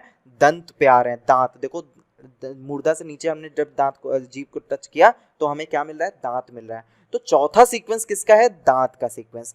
अब यानी इसमें से यानी कुछ ऐसे वर्ण होंगे जो दांत से बोले जा रहे हैं, कुछ वर्ण मूर्धा से, कुछ तालु से, कुछ कंठ से। ठीक है, अभी मैं सीक्वेंस क्यों मैं बार बार बोल रहा हूँ इसके बारे में बता दूंगा। यही हमारी ट्रिक है जो हमको याद कराएगी। तो चौथा सीक्वेंस हमारा दंत हो गया। फिर पांचवा सीक्वेंस हमारा होंठ है। अगर आपने इसको याद कर लिया तो आपको समझ लो पूरा याद होने वाला है। पांचवा सीक्वेंस हमारा क्या कहलाएगा? होंठ। यानी कचट तप का पहला सीक्वेंस कंठ कहलाता है, इधर वाला पहला सीक्वेंस भी कंठ कहलाता है। इधर चा जो है दूसरा सीक्वेंस है, इधर तालु हमारा कहलाता है, तालु इधर का सीक्वेंस है 2, और चा भी दूसरा है, तो यानी चा और तालु यानी कंठ। अब आपको इस तरह समझना है, कंठ का वर्ण है, का वर्ग जो कचट तप में का, और कंठ हमारा पहला इधर, कचट तप में का पहला इधर, यानी का वर्ग जो है, यानी क ख ग घ अंगा, का वर्ग में क्या आते हैं? क ख ग घ अंगा आते हैं। उनकी जो आवाज है वो कहां से निकलेगी दोस्त? कंठ से निकलेगी। समझ गए कि नहीं समझ गए? उनकी यानी का वर्ग की जो आवाज है वो कंठ से निकलेगी। क ख ग घ अंगा कंठ से निकलेगा। फिर कचट तप में चा जो है वो दूसरा सीक्वेंस है, और इधर दूसरा सीक्वेंस तालु था, यानी चा वर्ग जो है च छ ज झ इया वो दूसरा सीक्वेंस है, तालु हमारा दूसरा सीक्वेंस है, यानी चा वर्ग हमारा किससे निकलेगा, तालु से निकलेगा। आई होप आपको बहुत कायदे से ये चीज समझ में आ रही होगी। इसके ट्रिक्स भी हैं, बहुत सारे लोग स्टोरी बना के बताते हैं, लेकिन हम ऐसा ट्रिक बता रहे हैं, मैं ऐसा बता रहा हूँ जिससे आपको बहुत फायदा होगा और ये कभी भूलेंगे नहीं, क्योंकि ये ट्रिक नहीं है कि आपकी अंडरस्टैंडिंग है। और मैंने पहले ही बोला था हिंदी की अंडरस्टैंडिंग इंपॉर्टेंट है, हिंदी ही नहीं किसी भी सब्जेक्ट को आप पढ़ते हैं तो आप इसकी अंडरस्टैंडिंग से पढ़िए, चाहे वो मैथ हो चाहे इंग्लिश हो, और वो मैं कोशिश करता हूँ हर पे आपको वीडियो में बना के दूँ। तो ये टा वर्ग, टा जो है टा मैंने बताया था ना, कचट तप में टा तीसरे पे आता है, यानी तीसरा सीक्वेंस ही हो गया। और इधर आप ये जो भाई साहब का तीसरा सीक्वेंस क्या था, भाई साहब का तीसरा सीक्वेंस मूर्धा था, यानी टा वर्ग किससे बोला जा रहा है, मूर्धा से बोला जा रहा है। समझ में आ गया बात। फिर उसके बाद कचट तप ता वर्ग। अब ये ता वर्ग जो है, ये ता वर्ग जो है ये कौन सा सीक्वेंस है, चौथा सीक्वेंस है। इधर इन भाई साहब का चौथा सीक्वेंस क्या है, दांत, यानी ता वर्ग किससे बोला जाएगा, दांत से बोला जाएगा। यानी ता वर्ग त त द ध न जो था वो किससे बोला जा रहा है, दांत से बोला जा रहा है। उसी तरह से पा, कचट तप में पा जो है पांचवा सीक्वेंस है, तो ये जो पांचवा सीक्वेंस है, और इधर से भाई साहब का पांचवा सीक्वेंस क्या था, ओष्ठ था, होठ था, यानी तो होठ, यानी पा वर्ग जो है वो पांचवा सीक्वेंस, होठ भी पांचवा सीक्वेंस, यानी पा वर्ग किससे बोला जाएगा, होठ से बोला जाएगा। यानी प फ ब भ म और होठ। समझ गए बात को। तो का वर्ग यानी काका गगा अंगा किससे बोला जा रहा है, कंठ से बोला जा रहा है। चा वर्ग चाचा चाचा यहाँ किससे बोला जा रहा है, तालु से बोला जा रहा है। टा वर्ग टठ डढ डढ आना किससे बोला जा रहा है, ये मूर्धा से बोला जा रहा है। ता वर्ग तथ दथ ना किससे बोला जा रहा है, दांत से बोला जा रहा है। पा वर्ग किससे बोला जा रहा है, होस्ट से बोला जा रहा है। ये तो था, मैंने आपको एक ट्रिक बताया। अभी मैं आपके सामने ना यहाँ पे प्रैक्टिस एक्सरसाइज कराने वाला हूँ। आप मेरे सामने बोलेंगे त थ द ध न, ऐसे ही मुंह बनाते हुए बोलेंगे त थ द ध न, तो आपको समझ में आएगा कि हमारी जो जीभ है वो बार बार किसको हिट कर रही है, त थ द ध न, दांत को टच कर रही है, तो ये दंत है। लेकिन ऐसे आपको मैं एक एक्सरसाइज प्रैक्टिस करा दूंगा, लेकिन आपको इस तरह से भी याद होना चाहिए कि तुरंत आए, तुरंत वहां पे एग्जाम आया तो आपके सामने आया, भाई बताओ ये पा कहाँ से बोला जाता है, तो आप ऐसे कर रहे हैं पा पा पा में दोनों होठ जुड़ रहे हैं तो होठ लगा दिया। तो ये आपकी समझने के लिए, बाकी आपको तुरंत पा वर्ग क्या था, पांचवा वर्ग था, पांचवा ओष्ठ होता है, ओष्ठ लगा चले आए। पा वर्ग के जितने हैं, बा पूछ ले, भा पूछ ले, कुछ भी पापा बाबा माँ कुछ भी पूछ ले, आप बता लेंगे। तो ये तो था वर्णों का उच्चारण स्थल जो मैंने आपको बताने की कोशिश करी। अब कुछ और पूरे पूरे पढ़ लेते हैं कि का वर्ग ही केवल वर्ग से नहीं, आ भी तो कहीं से निकल रहा होगा, हा भी कहीं से निकल रहा होगा, या से कहीं भी निकल रहा होगा, शा सलजम वाला सा कहीं और से निकल रहा है, सरौते वाले सा कहीं और से निकल रहा है। तो उन सब के बारे में भी यहाँ अब इस स्लाइड में देखते हैं। देखो कंठ से ये तो बात पता चल गई ना कि कंठ से का वर्ग निकल रहा है, ठीक है, कंठ से हमारी का वर्ग निकल रहा है। और एक बात बताओ मुझे, कंठ से, कंठ गले की आवाज में कभी भी आपने देखना, गले की आवाज देखो तो उसमें आ सा, देखिए जो आलाप होता है, आलाप कैसे होता है, ये आ जो वर्ड है और हा भी आता है ना, हाँ, तो मैं आपको सर कहाँ से सिखाने लगा। खैर मेरी आवाज भी अच्छी है, कभी कभी मैं गाना भी गाता हूँ, कभी आपको गाना भी सिखाऊंगा। खैर कंठ से देखिए का वर्ग जो हमारा कंठ से निकला है, और मैंने आपको इतना स्वर आपको इसीलिए बताया कि ये सब भी मेरे कंठ से ही निकल रहा है। कई लोगों का कंठ उतना अच्छा नहीं होता, अभ्यास का बात है, वो अभ्यास करेंगे तो उनका भी अच्छा हो जाएगा। तो वो लोग वो जो स्वर निकालते हैं वो कहाँ से निकालते हैं, आ और हा। और ये विसर्ग जो है ना, विसर्ग भी कुछ नहीं है, हा ही होता है विसर्ग। जैसे नि शब्द जब लिखा होता है तो दो नी के आगे दो बिंदी लगाते हैं, लेकिन हम पढ़ते क्या है, निह शब्द, ह पढ़ते हैं ना, तो विसर्ग का भी प्रोनाउंसिएशन हा ही होता है। तो ये सभी कुछ कहाँ से निकला, कंठ से निकला। का वर्ग आपको याद था, मैंने कुछ और टेक्निक बता दी कि आ बड़ा आ, हा भी हम कहाँ से आंसर बताएंगे, कंठ से बताएंगे। उसी तरह से यहाँ पर आप देखेंगे तालव्य, तालव्य क्या होता है, कंठ से ऊपर का दूसरा सीक्वेंस आपको याद था, और दूसरा सीक्वेंस कचट तप में चा दूसरा सीक्वेंस है, तो चा वर्ग तो आप तुरंत बता लेंगे। तो भाई तालव्य यानी तालु से, तालु को तालव्य भी बोलते हैं कई जगह, तो तालव्य भी लिखा रहे तो कंफ्यूज मत होइएगा। तो चा वर्ग हमारा तालु से निकलता है। अब चा में ना ई य और श, ये आपको याद रखना है, ई य श, तालव्य, तालव्य हमारा चा वर्ग में है। और जो लोग चालू होते हैं ना, जो चालू होते हैं ना, जो चालू लोग होते हैं, चा वर्ग का मतलब क्या हो गया, चा वर्ग मतलब चालू लोग। अब चालू लोग जो होते हैं ना, वो बॉस के हाँ में हाँ मिलाते ही मिलाते हैं, वो कहेंगे yes boss yes boss yes boss. तो याद रखना ये सलजम वाला शाह है, ठीक है, और यस बॉस वो हमेशा करते रहते हैं। अच्छा ई क्या है, ई क्या है, ई का मतलब क्या हुआ कि वो ना उनको अगर दर्द भी होगा, वो ई कर रहे हैं, चिल्ला रहे हैं, ई कर रहे हैं, लेकिन बॉस ने कुछ कह दिया तो वो यस बॉस करेंगे, क्योंकि भाई अल्टीमेटली बॉस ही तो उनको पैसे देगा, उनको सैलरी देगा। तो ये जो चा वर्ग वाले हैं ना, ये बहुत चालू होते हैं। तो चालू लोग जो हैं वो ई यस करेंगे, और चा वर्ग तालू से निकलता है। बस मैं आपको याद करने का एक जरिया दे रहा हूँ कि आप इसको याद करो, बाकी 2-3 बार आप पढ़ेंगे खुद ही याद हो जाएगा, इसमें कोई वो नहीं है। बस मैं आपको बता रहा हूँ कि तालू से क्या निकलता है, चा वर्ग निकलता है, और चा वर्ग वाले चालू होते हैं, और चालू लोग क्या होते हैं, यस बॉस करते हैं। तो य और श उससे निकला, और ई चाहे जितना दर्द होता रहे उनको पेन, ई करते रहे, लेकिन यस बॉस करना नहीं छोड़ते हैं। तो ये तालू से निकलता है। फिर तीसरा आता है मूर्धा से निकलने वाली आवाज। तो मूर्धा मैंने क्या बताया था, मूर्धा हमारा तीसरा सीक्वेंस, भाई साहब का तीसरा सीक्वेंस क्या है, मूर्धा ही है। और कचट तप में क च ट तीसरा वर्ग यानी ट ठ ड ढ आड़ा भी क्या है, मूर्धा से ही निकलेगा। ये तो बात आपको समझ में आ गई। अब मूर्धा को आप इस तरह से सोचो, ऋषि, री और री, रा और सा। ये भी क्वेश्चन पूछ लेता है, री कहां से निकला, रा कहां से निकला, और ये पेट चिरा वाला शा कहां से निकला। तो ये भी आप बताएंगे मूर्धा। अब इसको कैसे याद करेंगे, मूर्धा को आप इस तरह से सोचो, मुर्दा, मूर्धा को क्या, मूर्धा, मुर्दा, मुर्दा। अब आपने कभी ऋषि मुनियों को देखा है, ऋषि मुनि जो होते हैं आपने पिक्चरों में भी देखा होगा, तपस्या में लीन ओम ओम ओम करते रहते हैं जंगल में, और उनके ऊपर इवन दीमक उमक भी लग जाता है उनके शरीर में, पेड़ बड़े हो जाते हैं, यानी मुर्दे के समान। जैसे मुर्दा को कोई फीलिंग नहीं होती है, वैसे वो लोग भी मुर्दा हो जाते हैं और मुर्दे के समान ही रहते हैं। तो री जो है ये मूर्धा, मुर्दा से मुर्दा याद आएगा, और री कहाँ से निकला, ऋषि से, और री बन के मिलकर किससे बना है, रा से मिलकर बना है, और शा से। तो ये आपको याद रह जाएगा कि री, रा और ये वाला पेट चिरा सा जो है कहाँ से मिलता है, मूर्धा से। तो ये आपको याद रहेगा, ये आपकी ट्रिक आप समझ लीजिए। फिर आता है दंत वर्ण। अब दंत से मैंने बताया भाई साहब का ये कौन सा सीक्वेंस है, चौथा सीक्वेंस है। और हमारे कचट तप का कौन सा सीक्वेंस होना चाहिए, ता सीक्वेंस, क च ट ता चौथा सीक्वेंस, और भाई साहब का चौथा सीक्वेंस दंत। तो दंत और ये, तो ये दोनों आपको क्लियर हो गया, यानी त थ द ध न। ये जो वर्ग है, ये वर्ग क्या कहलाएगा, ता वर्ग कहलाएगा। ये वर्ग क्या कहलाएगा, ता वर्ग। और दंत में ल और स। अब देखो दांत होता है, जो दांत में आप ब्रश करते हो ना, ब्रश ऐसे करते हो, और अगर आप ब्रश करना ना करो, दांत से अगर ब्रश करना छोड़ दो, तो लसलसा हो जाएगा दांत आपका, दांत में कैविटी जम जाएगी। अब कैविटी को इंग्लिश हिंदी में क्या बोलते हैं, खैर जो मन आप बोलिए। कैविटी जो होता है, कैविटी लग गई तो आपका दांत क्या होगा, लसलस करेगा। इसलिए हमेशा क्या करना चाहिए, दांतों में हमेशा ब्रश करना चाहिए। तो दांतों में ब्रश करेंगे तो लसलस नहीं करेगा। तो ला और सा भी किससे निकला, दंत से निकला। और ये दंत चौथा सीक्वेंस, ता वर्ग चौथा सीक्वेंस, तो दंत से ता वर्ग निकला। और साथ ही साथ ला सा के भी हमने ट्रिक बता दी कि आपको ये भी ट्रिक आपको याद हो जाएगी। तो समझ गए ना, ये ट्रिक्स आपको याद रखनी है।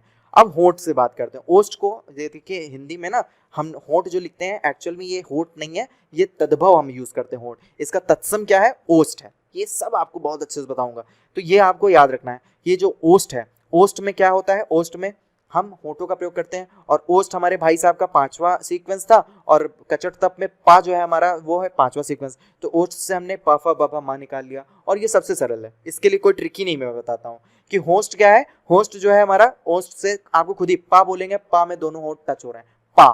फा बोलेंगे, फा, दोनों होठ, पा फा बा में भी होठ, भा में भी, मा में भी, सब में। ये ऐसे शब्द हैं, इनको बिना होठ चिपकाए आप बोल ही नहीं सकते हो। अगर मैं ऐसे वर्ड बोल ही नहीं पा रहा हूँ, आप भी ट्राई करो, इसमें कोई संकोच की बात नहीं, आप ट्राई करो। आपको ऐसी मुंह चाहे जैसा टेढ़ा मेढ़ा बनाइए, आपको इसी तरह से सीखना है। तो होठ तो टच ही नहीं हो रहा है, तो भाई तो ये ऐसे है ना कि जिसमें होठ टच किए बिना हम बोल ही नहीं सकते, वो हमारे होठ वाले प फ ब भ म। और देखो ऊ बनाओ, ऊ बिना होठ को ऐसे सीधा करो और ऊ बोलिए, नहीं बोल पाएंगे। आपको ऊ के लिए होठ को ऐसे गोला करना पड़ेगा, ऊ।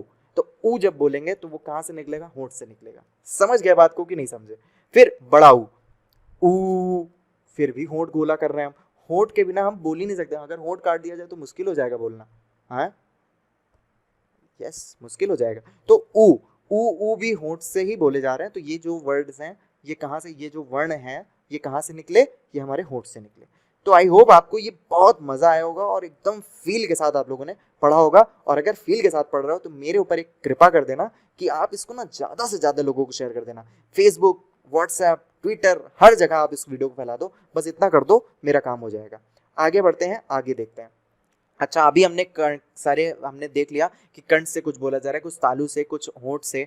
अब हम कुछ वर्ड्स ऐसे देखते हैं, जो कुछ वर्ण ऐसे देखते हैं जो कंठ का भी जिसमें प्रयोग हो रहा और तालु का भी प्रयोग हो रहा हो। तो ये कौन से वर्ण है? तो कंठ और तालु में जीभ का स्पर्श, कंठ और तालु दोनों में जब जीभ का स्पर्श होगा तो वहां से बनेगा, उसको उन वर्णों को बोलते हैं कंठ तालव्य। जैसे ए और ए अगर मैं बोलना चाहूं ए तो वो हमें बोलने के लिए ए करने के लिए कंठ से तो आवाज आ रही है, और साथ ही साथ आप ध्यान से देखो ए बोलेंगे तो जीभ आपकी ना पीछे वाला जो जीभ का जो जुड़ा हिस्सा होता है वो चौड़ा होके तालु से भी टच कर रहा है, यानी कंठ से तो आवाज निकल रही है, जीभ चौड़ा होकर तालु से भी टच हो रहा है। तो ये वर्ड ए कहां से निकला? कंठ तालव्य, यानी कंठ तालव्य वर्ण है, ये याद रखना है आपको। फिर कंठोष्ठ, अब कुछ वर्ण होते हैं जो कंठ से निकलेंगे और होंठ से भी निकलेंगे, जैसे ओ औ ओम। तो ओ जो बोल रहा है ना ओ, तो देखो कंठ से निकल रहा है और बिना होंठ ऐसे किए ओ बोल नहीं पाओगे, तो कंठ से आवाज निकल रही है, ओ से हमें होंठ से हमें वो ओ वाला साउंड मिल रहा है, तो ये कंठोष्ठ है। कंठोष्ठ में क्या होता है? कंठ और ओष्ठ का प्रयोग होता है, कंठ और होंठों का प्रयोग होता है। ये कौन से हैं? ओ और औ। समझ गए? बहुत आसान है याद करना। फिर दंतोष्ठ, दंतोष्ठ कौन से हैं? जिसमें दांत और होंठ का प्रयोग हो, वो है वा में देखो दांत है ना, दांत मेरे नीचे ये जो छोटा ये होंठ नीचे वाला है उसमें ये दांत जो है टच हो रहा है, वाह। आप भी ट्राई करो, वाह। तो ये क्या है? दांत और होंठ मिलकर बन रहा है वाह, तो वाह क्या हो गया? दंतोष्ठ। समझ में आया कि नहीं समझ में आया? अगर समझ में आ गया तो मजा आ जाएगा आप लोगों को। आगे अब कुछ और भी देख लेते हैं, अब लगभग खत्म है, बस कुछ और टॉपिक है, उसके बाद हम थोड़ा सा एक एक्सरसाइज देख लेंगे, फिर हमारा ये चैप्टर 100% तैयार। कोई भी आप किताब ले लो, कोई भी बुक ले लो, जैसे कोई भी आदित्य पब्लिकेशन की आती है, और आपकी लूसेंट की आती है, और बड़े बड़े राइटरों की आती है, आप किसी का भी देख लो, वो सब कुछ इसमें आपका कवर होने वाला। फिर आप देखो अनुनासिक। अनुनासिक क्या होता है? अनुनासिक आपने देखा होगा चंद्र बिंदु लगता है कई जगह पे, चंद्र बिंदु। अनुनासिक को किससे लगाकर दर्शाया जाता है? चंद्र बिंदु लगाकर दर्शाया जाता है। जैसे गांव, आप लोग बहुत सारे लोग गांव से होंगे, तो गांव में भी देखो चंद्र बिंदु लगता है। आत आपकी होती है, ठीक है, आत में भी आपका चंद्र बिंदु है। अगर मुझे चिड़िया बोलना हो तो चिड़िया भी हमको चंद्र बिंदु लगा के बोलना पड़ता है, तो यहाँ पे भी चंद्र बिंदु का प्रयोग करते हैं। तो ये जो वर्ण है ना, ये जो चंद्र बिंदु लगाया जाता है, इसको हम बोलते हैं अनुनासिक। याद रखना ये क्या है? अनुनासिक। अब इसमें क्या होता है, अब यहाँ पर कई लोग अब ये चीज आपको बहुत इंपॉर्टेंट है ध्यान देने वाली, कि इसमें नाक से कम मुंह से अधिक सांस निकलती है। नाक से कम मुंह से अधिक। अनुनासिक में क्या है? अनुज है, नासिक जो है वो अनुज है, नाक से कम निकलेगा। ट्रिक दे रहा हूं, नाक से कम हवा निकलेगी और मुंह से ज्यादा निकलेगी, तो उसको अनुनासिक बोलते हैं। जैसे गांव, मेरा गांव, मेरी चिड़िया, गांव, तो ये क्या है? नाक से कम मुंह से अधिक हवा। अब देखो नाक को मैं ऐसे बंद कर ले रहा हूँ, गांव गांव गांव, पर मैं बोल तो ले रहा हूँ ना, गांव में बोल ले रहा हूँ, लेकिन नाक गांव गांव, थोड़ा सा दिक्कत हो रहा है, क्योंकि नाक से भी थोड़ी सी हवा तो निकालनी चाहिए मुझे बोलने के लिए, लेकिन फिर भी मैं बोल ले रहा हूँ ना थोड़ी सी। अगर जो नहीं बोल पा रहा हूँ वो नाक के कारण है, जो कि मैं एकदम प्योर नहीं बोल पा रहा हूँ। अभी मैं क्यों दिखा रहा हूँ, अभी आपको समझ में आएगा। और दूसरा वर्ड देखो, अनुस्वार। अनुस्वार में अंग लगाकर हम दर्शाते हैं, बिंदी ऊपर लगा देते हैं किसी भी स्वर या व्यंजन में, तो उसको अनुस्वार को बिंदी लगा के दर्शाया जाता है। जैसे अंग, भंग, अंगूर। अब देखो, अब इसमें क्या है? इसमें नाक से अधिक हवा निकलेगी, मुंह से सांस कम निकलेगा। अब देखो अंग अगर मुझे बोलना हो और मैं नाक बंद करूं, आप भी बंद करो, मैं बोल ही नहीं पा रहा हूं। और उसी तरह से जब मैं गांव बोल रहा था, गांव मैं बोल ले रहा था, क्योंकि वहां पे नाक का प्रयोग कम था, और यहाँ नाक का प्रयोग ज्यादा है, बिना नाक के तो हम बोल ही नहीं सकते, तो इसीलिए इसको बोला जाता है अनुस्वार। समझ गए बात को? ये बात कोई नहीं बताता है, या प्रैक्टिस करके देखो। तो अंग, भंग, अंगूर, ये जो अंग वाले अनुस्वार वाले वर्ड है, इसमें नाक का ज्यादा प्रयोग होता है और मुंह से हवा कम निकलती है। अब आता है निर्नुनासिक। अब निर्नुनासिक का मतलब नील, यानी इसमें न नाक का प्रयोग होगा न मुंह का प्रयोग, केवल मुंह से बोला जाएगा, नाक बिल्कुल टच ही नहीं है उसमें। देखो अनुनासिक में नाक थोड़ा सा प्रयोग होता था, अनुस्वार में नाक ज्यादा प्रयोग होता है, और निर्नुनासिक में निर है, नाक प्रयोग ही नहीं होगा। कैसे? अब देखो नाक में बंद कर ले रहा हूँ, इधर मैं बोल रहा हूँ, इधर उधर, इधर उधर बोल रहा हूँ, नाक खोल के बोल रहा हूँ, इधर उधर, कोई प्रॉब्लम नहीं है। अब नाक बंद कर दिया, इधर उधर, इधर उधर, कोई प्रॉब्लम नहीं है, दोनों सेम, यानी नाक का प्रयोग ही नहीं है इसमें। तो इधर उधर, आप, घर, अपना, पराया, ये जिसमें नाक का प्रयोग ना हो वो क्या है? निर्नुनासिक। आप क्वेश्चन पूछ ले कि इनमें से बताइए निर्नुनासिक क्या है, तो नाक बंद करना, बोल देना, जो बोल ले रहे हो अच्छे से बस वही टिक कर देना, वही है निर्नुनासिक। समझ गए? प्रैक्टिकल, ट्रिक और थ्योरी, अंडरस्टैंडिंग, समझ, हर कुछ तरीके से हमने ये टॉपिक जो है हिंदी का समझ लिया है। और अगर ये आप लोग समझ लिए हैं तो बस तालियां बजा दीजिए इसी बात पे और अच्छा सा कमेंट कर दीजिए, मुझे खुशी होगी। अब एक और देख लेते हैं, देखिए पूरा कंप्लीट करना है, बस थोड़ा सा ही और टॉपिक बचा है, इसलिए थोड़ा सा सांत्वना, मतलब क्या उसको बोलेंगे, थोड़ा सा पेशेंस, धैर्य, एक्चुअल में धैर्य बना कर रखिए। अब देखिए ड के नीचे जो बिंदी लगती थी और ढड़ा के भी नीचे जो बिंदी लगती थी उसके उच्चारण को समझ लेते हैं। देखिए इसको ड़ा बोलते हैं और इसको ढ़ा बोलते हैं। अब देखो हिंदी वर्णमाला की ये नए वर्ण है और संस्कृत में ये थे ही नहीं, ये हमने हिंदी में बना लिया। अब हिंदी में क्या है कि हम उर्दू फारसी सब मिला दिए हैं कई लोग, तो वो उस कारण से ये वर्ड आ गया है। तो देखो कड़वा, कड़वा जब हम बोल रहे हैं तो हमने ड़ा का प्रयोग किया। लुढ़कना में ढ़ा वाला ढक्कन, ढा से ढक्कन वाले ढ़ा का प्रयोग करते हैं। काढ़ा बना रहे हैं, कोरोना वायरस चल रहा है तो सब लोग कहते हैं ना 3 बार काढ़ा बना के आप सुबह शाम पीजिए, तो वहां काढ़ा वाले में भी ढ़ा का ही प्रयोग होता है। तो इसका बेसिकली क्या है ना, इसके उच्चारण में जीभ जो है झटके से ऊपर जाती है। ड़ा और ड़ा बोलते समय झटके से ऊपर, देखो कड़वा, कड़वा बहुत तेजी से, सेकंड्स भी नहीं लगते हैं, जीभ ऊपर जाके नीचे आ जा रही, कड़वा। फिर लुढ़कना, काढ़ा, इसमें जीभ बहुत तेजी से ऊपर जाएगी और नीचे फड़ाक से आ जाएगी। तो ऐसे ऐसे जो व्यंजन हैं ये जो है इनको बोला जाता है उत्सृप्त व्यंजन। उत्सृप, उत्सृप उछलना जिसको बोलते हैं, उत्सृप का मतलब उछलना, उच्चारण में जीभ झटके से ऊपर जाती है और नीचे आ जाती है, उत्सृप व्यंजन इसको बोलते हैं। ये क्वेश्चन आया है और ये आ भी सकता है, 90% लोग जानते भी नहीं होंगे, लेकिन आप इस वीडियो को देख रहे हो आप जानते हो। लेकिन ये नहीं कि आप ही तक अपने तक जानो भाई, एक ही चीज जान लो, दुनिया में कोई एक ऐसी चीज है जो बांटने से बढ़ती है तो वो है ज्ञान।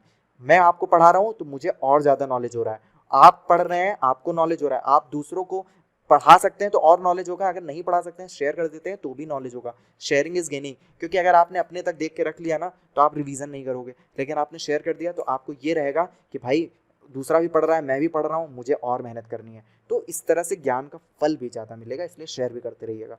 फिर अगला वर्ड है श ख सा, देखो फिर खा निकल आया, बचपन की आदत कभी नहीं जाती। खैर श श स, ये जो शाह सलजम वाला है और ये जो शाह है, इन दोनों का प्रोनाउंसिएशन सेम है, इसमें भी हम शाह शाह ही बोलते हैं, लेकिन ये जो है ना इसमें हम शाह नहीं बोलते, इसमें हम सा बोलते हैं, सा सा। कई लोगों को इसी में कंफ्यूजन होती है, वो शाह और सा में कंफर्म क्लियर नहीं कर पाते। मुझे भी प्रॉब्लम थी भाई, मैं भी शाह को सा और सा को शाह बोलता था, इन दोनों में डिफरेंस ही नहीं था।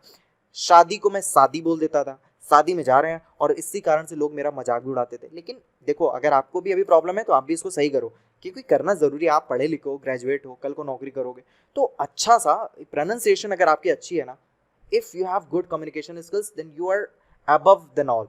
तो ये छोड़ो, ये मैंने ऐसे ही बोल दिया, भूल जाओ। अगर आपकी प्रोनाउंसिएशन, आपकी बोलने का उच्चारण शैली अगर आपकी अच्छी है तो आप दूसरों से ऊपर हो जाएंगे और प्रभावित करेंगे। ऊपर होने का मतलब ये बिल्कुल भी नहीं है कि आप डिस्क्रिमिनेट करें या फिर आप अभिमान या घमंड आपके अंदर आ जाए, ऐसा नहीं है।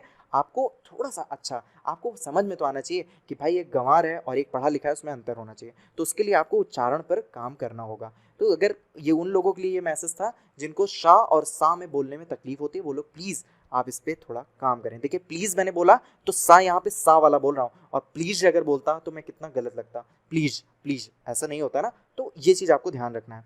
तो यहाँ पर देखो अब इसका उच्चारण, ये जो सलजम वाला था मैंने बोला था यश बॉस, यस होता है, यस होता है, लेकिन मैं वहां पे याद कराने के लिए मैंने आपको बोला ई यश, यश बॉस, ई होता रहता है, दर्द होता रहता है, लेकिन यस बॉस करते रहते हैं। और ये कौन से लोग होते हैं आप मुझे बताएंगे, अगर आपने मेरा अच्छे से वीडियो देखा है तो आप जरूर मुझे आंसर इसका बताएंगे। तो शाह जो है, अब यहाँ पे आंसर ही लिखा है, चलिए खैर, तालव्य, ये तालव्य से निकलता है। और ये जो मूर्धन्य से निकलता था, आपको पता है ना ऋषि से बना था, ऋषि मूर्धा ही होता है, तो मूर्धन्य शाह पेट चिरा सा। और ये जो सा है ये दांत वाला, ये सरौते वाला सा है, तो ये कहाँ से बोला जाता है, दंत से। सा बोलेंगे ना सा, तो ये देखिए जीभ हमारी दांत पे टच भी हो रही है, तो दंत से बोला जा रहा है। तो हिंदी में शाह और सा, शाह और शाह ये दोनों को, खा में बोल दे रहा हूँ यहाँ पे, ये दोनों का उच्चारण समान है। और शाह का प्रयोग केवल लेखन में होता है, हिंदी में कोई बोलने के लिए अलग से हम इसको नहीं करते हैं, ये सिर्फ लिखने के लिए आज हिंदी में यूज होता है इसको। अच्छा कई लोग इसको खा क्यों बोलते हैं, मैं आपको बताता हूँ। बोलते हैं कई लोग षड्यंत्र ना बोलकर, देखिए बोलते हैं क्या है, षड्यंत्र होता है, षड्यंत्र, षड्यंत्र आप भी बोलिए, लेकिन कई लोग खड़यंत्र बोलते हैं। मेरे एक हिस्ट्री के सर थे बचपन में 8th क्लास में जब मैं था, वो खड़यंत्री बोलते थे। उस समय मुझे भी लगता था यार ये, अच्छा हम लोग बचपन में जो पढ़ते थे वो खा जो सा खा साहा, तो वही से सर भी इंस्पायर्ड है, सर को भी यानी इसी तरह किसी ने पढ़ा होगा, उनके भी गुरु ऐसे ही रहे होंगे जैसे मेरे बचपन के गुरु थे, तो इसी कारण से कई लोग ये गलत बोलते हैं। तो इसको याद रखना, शाह और शाह मतलब पेट चिरा शाह और ये सलजम वाला, इनका कोई भी डिफरेंस नहीं होता उच्चारण में। तो मज़ा तो आ रहा होगा आप लोगों को। अब हम लोग कुछ कुछ चीजें बाकी रह गई, जैसे अल्प प्राण, महाप्राण, घोष, अघोष, इन सबको भी देख लेते हैं थोड़ी देर में। देखो अल्प प्राण और महाप्राण क्या होता है। अल्प प्राण का मतलब, प्राण का मतलब क्या होता है, वायु होती है, प्राण वायु, ठीक है, मतलब हवा। अगर आपकी हवा ही रोक दी जाए तो आपके प्राण चले जाएंगे, तो प्राण। तो अल्प प्राण में क्या होता है, सांस जो होती है वो अल्प मात्रा में, कम मात्रा में निकलेगी, और महाप्राण में क्या है, सांस हमारी ज्यादा मात्रा में निकलेगी। इसका मैं आपको प्रैक्टिकल नहीं बताऊंगा, इसको बस आप बस ऐसे ही याद कर लो, प्रैक्टिकल करने के चक्कर में पढ़ोगे तो बड़ा दिक्कत हो जाएगी, क्योंकि ये जो सांस की मात्रा है ये बहुत कम डिफरेंस होता है इसमें। इस कारण से बहुत ही शास्त्रियों ने और जो हिंदी के प्रकांड थे, बहुत सारे साइंटिस्ट लोग लगे होंगे और किसी ऑक्सीजन नली उली कुछ लगा के उन्होंने देखा होगा कि इसमें कम निकलते इसमें ज्यादा। नहीं तो अगर आप खुद ट्राई करेंगे ना क ख ग घ ङ तो आपको पता ही नहीं चलेगा, आपको लगेगा सब में तो सांस बराबर निकल रही है। तो आपको ये बात याद रखना है, ठीक है। तो इसका मैं टेक्निक बता रहा हूँ। देखो अल्प प्राण जो होता है, जैसे हमने का वर्ग, चा वर्ग, टा वर्ग, ता वर्ग, पा वर्ग, कचट तप मैंने पढ़ा, तो कचट तप में देखो सभी वर्ग में देखो कितने वर्ण हैं, 1 2 3 4 5 5 वर्ण है, यानी प्रत्येक वर्ग का पहला, तीसरा और पांचवा, प्रत्येक वर्ग का पहला, तीसरा और पांचवा, ये क्या है, अल्प प्राण। अल्प कहां से शुरुआत होगा, 1 से शुरुआत होगा, बस टेक्निक आपको बता रहा हूं, नहीं तो आप लोग कंफ्यूज हो जाते हैं 1 3 5 अल्प था कि दूसरा और चौथा अल्प था। तो आपको याद रखने के लिए बस इतना याद रखना है, अल्प में अल्प लगा हुआ है और अल्प 1 से शुरू होता है, यानी किसी भी वर्ग का पहला, तीसरा और पांचवा क्या कहलाएगा, अल्प प्राण कहलाएगा, और किसी भी वर्ग का दूसरा और चौथा जो वर्ण है वो क्या कहलाएगा, महाप्राण कहलाएगा। अल्प प्राण को मैंने ये येलो कलर से पहले से हाईलाइट कर दिया है, ये जो येलो कलर से लिखे हैं ये हमारे अल्प प्राण है, और जो ये जो ऑरेंज कलर से मैंने लिखा है ये क्या है, हमारे महाप्राण है। समझ में आ गया, अल्प प्राण महाप्राण, बस इतना सही है, और इस पे क्वेश्चन बनता है, इसलिए आपको बस एक बार देखना जरूरी है। आगे बढ़ते हैं, घोष और अघोष। ये जो घोष और अघोष है ना, ये झंझनाहट है, ये आपकी गर्दन की झंझनाहट है, इसके आधार पे ये स्वर की मतलब उच्चारण इनके आधार पे बांट दिया गया है, ठीक है। तो ये जो झंझनाहट है ये भी आप जल्दी से पहचान नहीं पाएंगे, इसलिए भी मैं इनका भी ट्रिक बता दे रहा हूँ। बाकी इनको पहचानने के लिए आप प्रैक्टिकल करते रहो, थोड़ा बहुत आप समझ लोगे, लेकिन फिर भी आपको जो मैं बता रहा हूँ वो आपको आना चाहिए। तो घोष में क्या होता है, नाद की दृष्टि से स्वर तंत्रियों में झंझनाहट से होती है। झंझनाहट मतलब वाइब्रेशन होगा, वाइब्रेशन होगा। नाद मतलब क्या होगा, गला मान लीजिए जहाँ से आवाज निकलती है ना, वहां से वो जो झंझनाहट जैसी आवाज निकलेगी, तो इसको कहते हैं घोष। और अघोष किसको कहेंगे, जिसमें केवल सांस, हवा का प्रयोग होता है और इसमें नो झंझनाहट होगी ही नहीं। तो ऐसे लोगों को, ऐसे जो व्यंजन है उनको क्या बोलेंगे, अघोष। अब देखो क ख जब मैं बोल रहा हूँ तो कहीं से झंझनाहट वाइब्रेशन जैसा हो रहा है, क ख नहीं हो रहा है ना, तो क ख क्या कहलाएंगे, अघोष कहलाएंगे। इसमें केवल सांस अंदर से निकल रही है, उसके आधार पर हम बोल दे रहे हैं, इसमें कोई भी वाइब्रेशन नहीं हो रही नाद में, ठीक है, इसमें केवल श्वास का, हवा का प्रयोग हो रहा है। तो इसलिए क ख यानी किसी भी वर्ग का, किसी जैसे क च ट तप वर्ग है, सभी वर्ग के जो पहले और दूसरे हैं ना, पहले और दूसरे, प्रत्येक वर्ग के पहले और दूसरे वर्ण क्या कहलाएंगे, हमारे क्या कहलाएंगे, अघोष कहलाएंगे। अघोष में क्या होता है, अ लगा हुआ है, अ लगाने का मतलब आप इस तरह से सोचो, अ लगाना का मतलब नॉट, नो झंझनाहट, अ लगा दिया मतलब झंझनाहट नहीं है, और झंझनाहट नहीं है मतलब अघोष है। अघोष क्या होता है, पहले और दूसरा, किसी भी वर्ण का पहला और दूसरा, किसी भी वर्ग का पहला और दूसरा वर्ण अघोष कहलाएगा। क ख मैं बोल रहा हूँ तो कोई झंझनाहट नहीं है, च छ मैं बोल रहा हूँ तो कोई झंझनाहट नहीं, ट ठ में भी कोई नहीं है, त थ में भी नहीं है, प फ में भी नहीं है।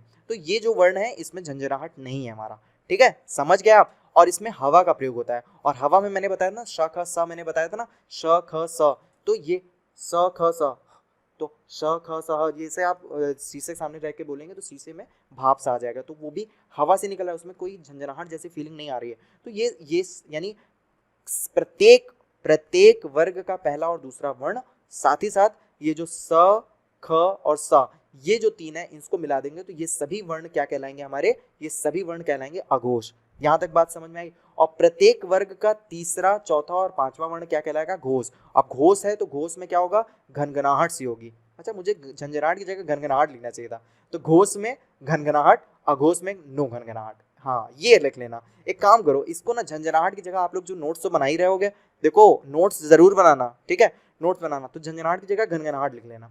तो अघोष में घनघनाहट नहीं है, घोष में घनघनाहट है। और घनघनाहट में देखो, गा मैं जब बोल रहा हूँ, ग घ अंगा, ग घ अंगा, ज झ इया, ट ठ आणा, त द ध न, तो ये जो वर्ड्स है ना, ये प्रत्येक वर्ग के तीसरे, चौथे, पांचवे वर्ण ये हमारे घोष हैं। इनके साथ एक और याद रख लेना, या र लावा हा, या र लावा हा भी क्या है, हमारा घोष है।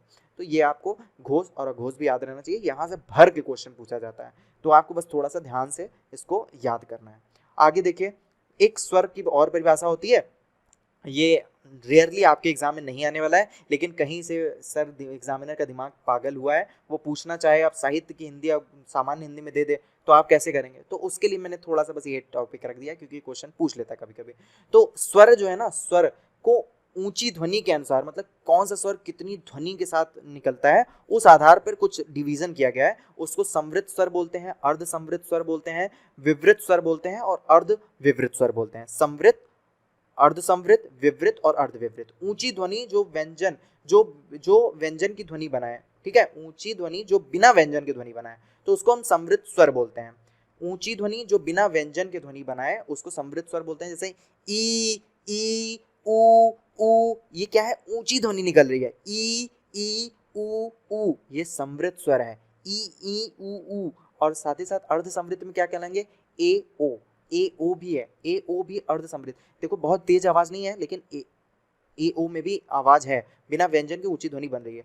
विवृत में क्या होता है, अब विवृत में क्या होता है, मुंह खुला हुआ है, मुंह खुला हुआ, आ, मुंह पूरा देखो खुला है मेरा, और मुख द्वार अगर आधा खुला रहेगा, मुख खुला है तो विवृत है, मुख खुला है, मुख द्वार पूरा खुला है तो वो विवृत स्वर है, और अर्ध खुला है, मुख द्वार अगर अर्ध खुला है तो वो अर्ध विवृत स्वर है। जैसे ए ऐ ओ औ, ए ऐ औ आ, ए ऐ औ आ, तो ये जो है ना, ये जो है तुम्हारा अर्ध विवृत है। अच्छा, यहाँ पे आपको बस ये याद रखना है, ये जो देखो जो विवृत स्वर है उसमें चंद्र बिंदु, आ के ऊपर चंद्र बिंदु है, और जो अर्ध विवृत है उसमें आ के ऊपर हमारा आगत स्वर, मैंने बताया ना आगत, डॉक्टर वाला केवल चंद्रमा लगा दिया गया, तो ये आपको याद रखना है। इसके लिए मैंने एक छोटा सा चित्र बना दिया है कि आप इस चित्र से केवल एक आप याद कर लो, आपको दूसरा याद ही हो जाएगा। जैसे आ ई ऊ, ए ऐ ओ औ और अ लिख दिया है मैंने, ठीक है। उसके बाद देखो समृद्ध को मैंने रेड से कर दिया। समृद्ध कौन कौन से होते हैं, ई ऊ, ये देखो ई ऊ, ये समृद्ध हो गया, ए ओ हो गया समृद्ध,